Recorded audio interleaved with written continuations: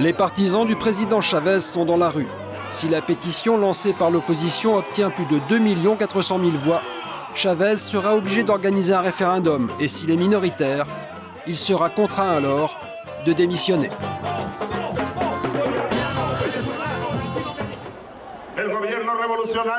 Au nom du gouvernement révolutionnaire et de tous les héritiers de Bolivar que je représente,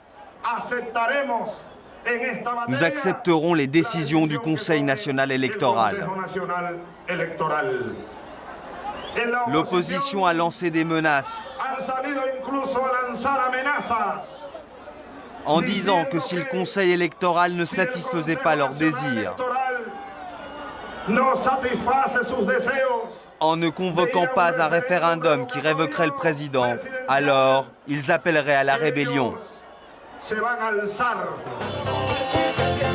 En Amérique latine, on dit de Chavez qu'il est le fils spirituel de Fidel Castro. Vive la révolution bolivarienne! Je vous embrasse tous. Jusqu'à la victoire, nous serons unis pour toujours. Caracas, la capitale du Venezuela. La ville est calme, pourtant depuis 6 mois le pays est coupé en deux. À gauche, le président Chavez et ses partisans. À droite, une opposition conservatrice qui avait occupé le pouvoir pendant 40 ans. Dans cette maison des quartiers chics de la ville, le bastion de l'opposition. C'est d'ici qu'a été lancée la pétition contre Chavez. L'homme au téléphone, Juan Fernandez, est l'un des leaders de la droite, mais surtout un des patrons du très puissant lobby pétrolier. Pourquoi portez-vous le deuil? Pourquoi? Parce que je suis en deuil. Pour les Vénézuéliens qui sont morts le 4 février 92, plus de 130. C'était lors de la tentative de coup d'État d'Hugo Chávez Fría. Mais aujourd'hui, le Venezuela est coupé en deux. Certains sont en deuil et d'autres font la fête. La majorité des Vénézuéliens est en deuil. Un groupe fait la fête, mais c'est le gouvernement qui finance. Ils achètent la volonté des gens. Mais au fond, c'est tout le Venezuela qui est en deuil. En avril 2002, les amis de Juan Fernandez n'avaient pas hésité, eux non plus, à organiser un coup d'État qui avait ensanglanté le Venezuela. Caracas était à feu et à sang. Hugo Chavez avait été renversé par l'opposition appuyée par une partie de l'armée. Dans ce document exceptionnel, nous voyons le président déchu, mis aux arrêts et négociant son exil vers Cuba. Mais sa disgrâce ne durera pas longtemps. Le peuple vénézuélien avait pris d'assaut le palais présidentiel pour exiger son retour. Le gouvernement provisoire avait dû prendre alors la fuite par la petite porte. Les régiments qui soutenaient encore Chavez reprenaient le palais. Et le président revenait triomphalement, porté par la foule.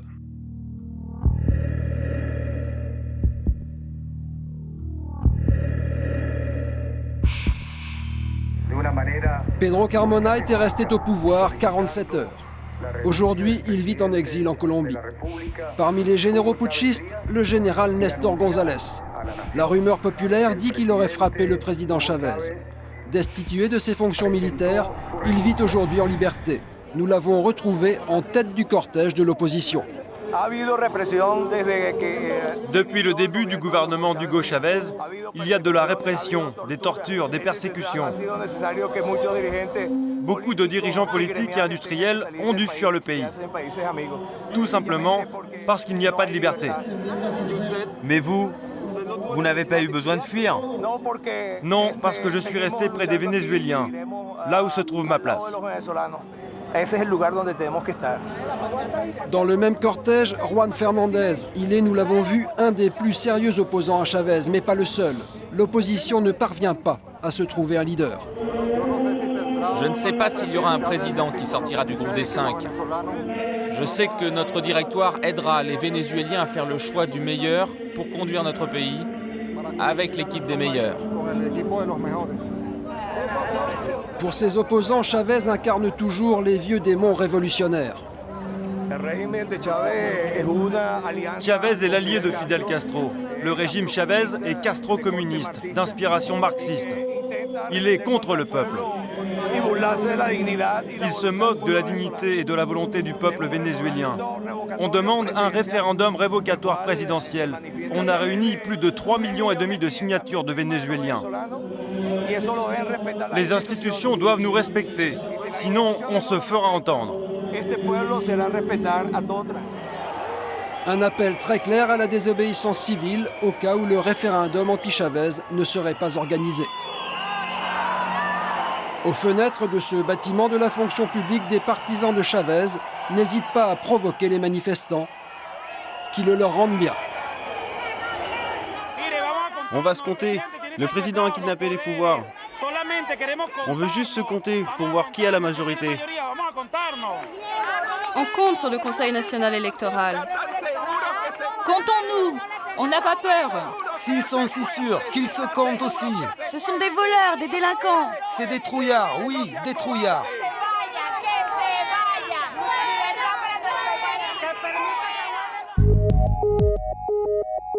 Dans les bureaux du principal institut de sondage de Caracas, Luis Vicente León est l'un des meilleurs observateurs de la politique vénézuélienne. Pour lui, le conflit entre les deux camps est irrémédiable. C'est un conflit existentiel. Pour les chavistes, le passé et tous ceux qui ne sont pas avec la révolution doivent disparaître. Ils doivent être écrasés. Pour les opposants au président, Chavez doit être éliminé du jeu. Parce qu'ils le considèrent comme un terrible danger qui mène au communisme, à la privation de leurs droits et du reste. Voilà ce qui se passe aujourd'hui au Venezuela, un conflit entre deux groupes qui s'affrontent.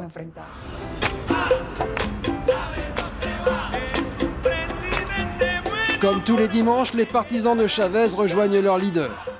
Des bus sont affrétés, des caravanes viennent de tout le pays, financées par le gouvernement. Pour sa campagne anti-référendum, Chavez veut mobiliser en permanence les masses populaires. Cette semaine, ses supporters ont rendez-vous dans un petit village, Cua, à 100 km au nord de la capitale. Chavez veut y commémorer la naissance d'un héros de l'indépendance nationale. En fait, les chavistes vont assister à la grand-messe médiatique que le président organise toutes les semaines de 11h à 16h. La télévision est un instrument au service de sa campagne. D'ailleurs, il contrôle totalement la chaîne publique. C'est le ministre de l'Information en personne qui supervise les opérations.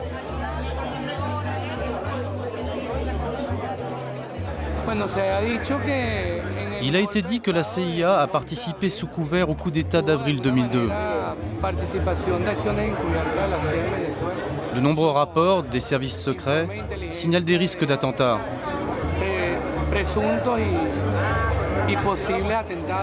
Alors la sécurité dans ce genre de situation est plus que nécessaire.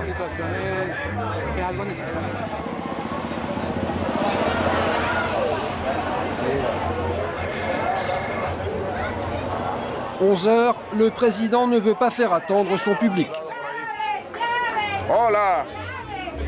Dans cette guerre médiatique, ce sont les militaires de la garde d'honneur, les bérets rouges, qui s'occupent de tout. De la sécurité, bien sûr, mais aussi de l'emplacement des journalistes. Tous les dimanches, le pays s'arrête pour regarder Allo Presidente. Les partisans de Chavez pour le soutenir, ses adversaires pour le critiquer. Attention, c'est à vous.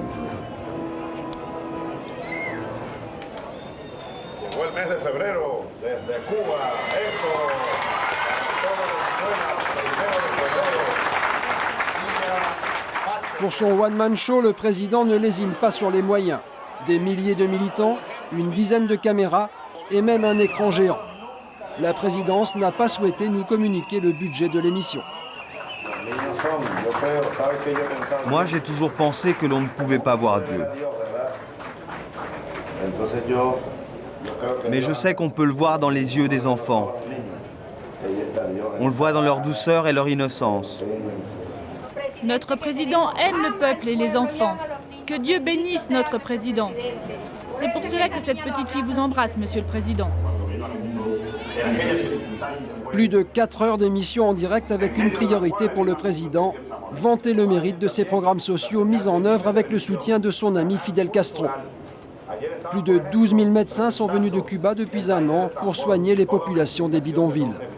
Maintenant, on va parler du projet à fond dans les quartiers. Et l'on va rendre hommage à nos médecins cubains.